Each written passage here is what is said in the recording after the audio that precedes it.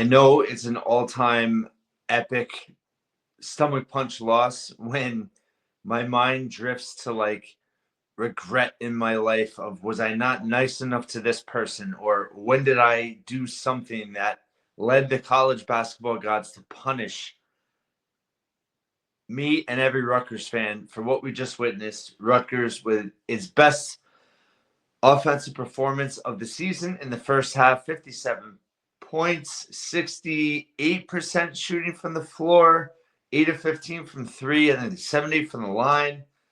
They were 57-49. They were up 13 right before the half. They're up 12 in the second half. I mean, they made 18 of 20 shots in the first half. And then they score 8 points in the final 11 minutes of the game. They missed 12 shots in a row. They could not buy a bucket. And with all that being said, they still gutted it out to the finish line. Tyson Acuff with 2 clutch free throws. He did miss one on getting fouled with 12 seconds to go, down 1. Gave Rutgers the lead, up 1. A couple timeouts back and forth. Rutgers was in the zone. Dylan Harper didn't close out on the 3. Burnett hits a 3 at the buzzer, and it's devastating. I mean, listen, it's not like this knocks them off the bubble, right? They weren't close to the bubble, but for a team that just finally was on the cusp of having some type of momentum on this season, talking to my preview, I mean, I predicted Rutgers to win this game. I'm wrong about a lot of things. I feel very confident that there's times throughout my lifetime as a Rutgers basketball fan that there are times where I feel like I have a good read on this team. And I felt really good about this team coming in. And they showed it in the first half. Listen, they didn't lose this game because of officiating. I know the officiating was questionable in the second half. The only 2 calls that just really drive me crazy are the calls on Martini and Harper. I know that Burnett traveled. I haven't seen the tape if that, is true. But the Martini and Harper getting called for those fouls when they were just defending, as Ron Harper's tweets are all over the place, as usual. God bless him. They lost because they couldn't defend the paint. I mean, they gave up way too many easy baskets. That's why they lost the game. And they did not have run very good stuff down the stretch. I mean, I thought they did a poor job of setting up Ace Bailey on offense. He just had 2 second-half points. Dylan struggled in that second half, too, to get kind of high percentage looks. The best they did offensively all night was set up Acuff and, to an extent, Martini. I thought they did a really poor job of getting Ace good looks, and Dylan really wasn't able to get downhill. I just thought the action they ran down the stretch was they were just taking too many contested jumpers, and they gave up too many layups and easy looks in the paint. And they have 48 points in the paint, Michigan 48-34. So that's why they lost. The officiating certainly didn't help them. I think it was a little bit of inexperience on Dylan's part, playing, sagging so much in that zone with Burnett high, good 5 feet away from the 3-point line. He was creating space, and Dylan just didn't react fast enough. So there's a lot of factors, why you lose this game. Steve Peichel dropping 3 F-bombs in the radio interview, just, gutted for his team. It's just, for as much as this team has been through, I mean, these 5 freshmen, they continue to battle. This was the blueprint of what you hope to see from this team tonight. Harper, Bailey, Somerville, Acuff, all with at least 13 points. Jay Will had 8. Davis had 5. They shot a really high percentage on first. They were just 9 of 36 in the second half, 25%. But you had real balance in this game and on the offensive end, and that's what you wanted to see. I mean, Jay Will and Jay Mike and Somerville really got Rutgers going offensively before Bailey and Harper could get going. Then they all start shooting the lights out, 18 of 20 shots in a row. Harper, Bailey, and Acuff all with 11 points at the half. They had 8 players with at least 5 points at the half. Somerville was fantastic in the second half. 7-7 from the line. He's just dynamic from there. 17 points overall. Tied Harper for the team high. Just had 3 assists. He battled Golden. Golden dominated tonight. 22 points, 8 of 10 from the floor. But Somerville did, battle with him. Harper and Bailey, just gave him 8 points in that second half. Bailey just 2 points in the second half. Harper just 6. He did battle foul trouble in that second half. I think that threw him off some. Bailey was great on the glass, 9 rebounds. Did have 3 assists. Looked to pass the ball. Made some really smart plays at times. Was 6 of 12 on the floor. Dylan was 7 of 13, but they both struggled. What they shoot in that second half? Yeah, Dylan 3 of 7, Ace 1 of 6. Nobody got to the line really, other than Somerville. Dylan missed both his free throws in the second half. Had 3 second half fouls. Ace looked winded. He played all 20 minutes in that second half, and just a gutting loss. Overall, at the rim they were 9 of 15. Still, over 1.1 point per possession, but they forced 11 steals. They forced 11 steals, and they only got 16 points off of 14 turnovers. That's not enough. They couldn't take advantage of that. They got dominated on the boards. Michigan plus 11. And Michigan, although they were even on the offensive glass, Michigan was plus 5 on second chance points. You can say that was the difference because they dominated inside. Rutgers did not get enough in transition tonight off of those steals. And, you have to feel these players. It's just they couldn't do enough. They couldn't execute enough down the stretch to win this game.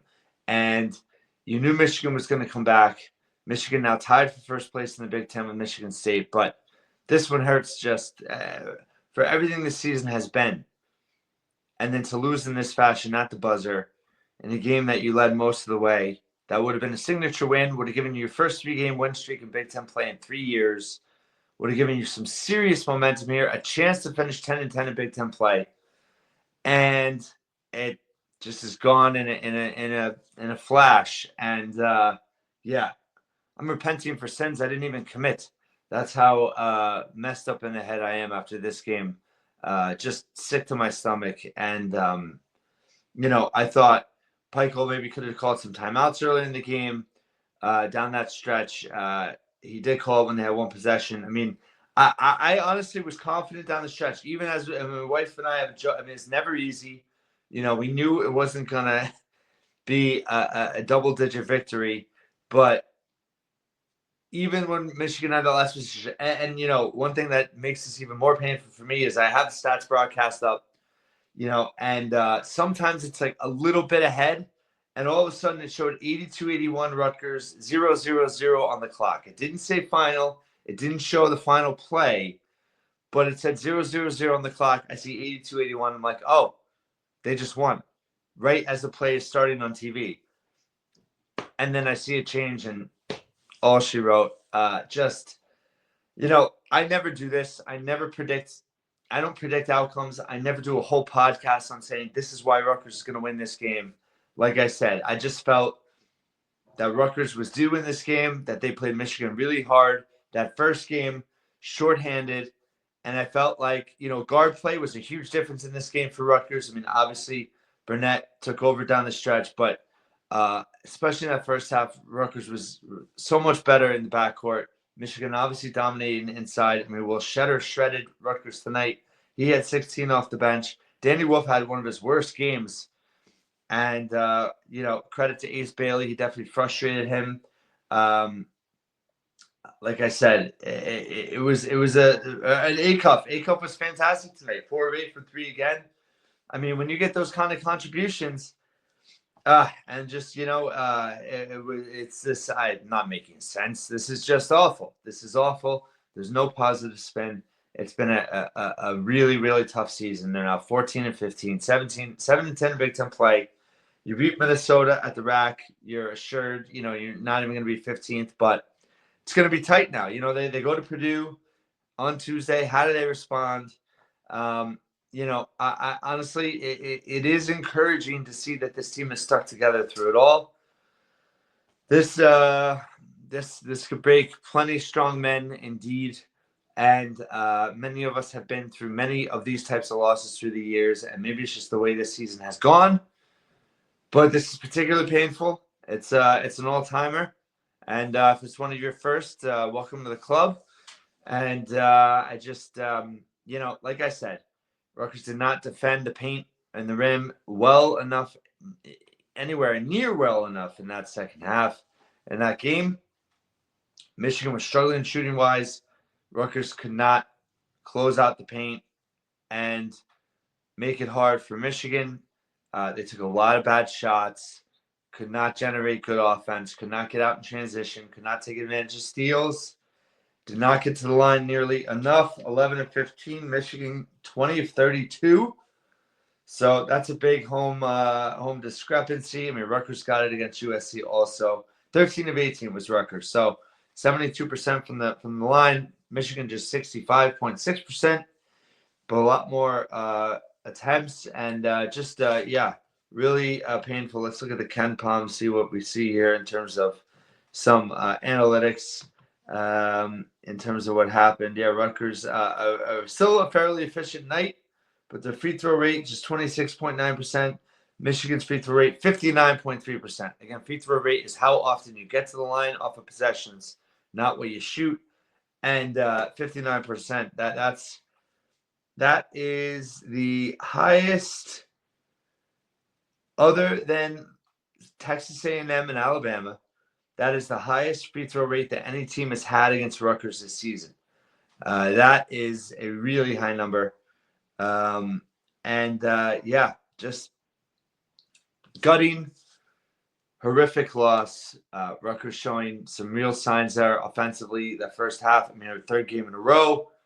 And then it all came crashing down in that second half. Again, the officiating was bizarre, questionable, concerning, upsetting.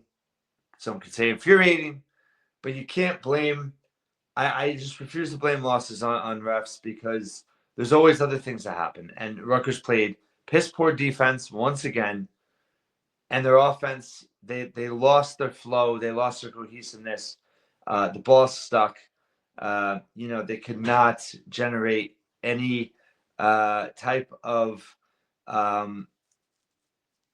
percentage looks in that second half, and they suffered. They scored 8 points in the final 11 after scoring 72. No. 73 points in the first 29 minutes of the game, and then you score 8 in the final 11. Just talking about feast or famine in this game. I'm going to stop talking because I have nothing positive to say. But I just feel for Rutgers fans because this season has just been absolute, just kick in the face. And Rutgers loses to Michigan at the buzzer. I'll talk to you soon.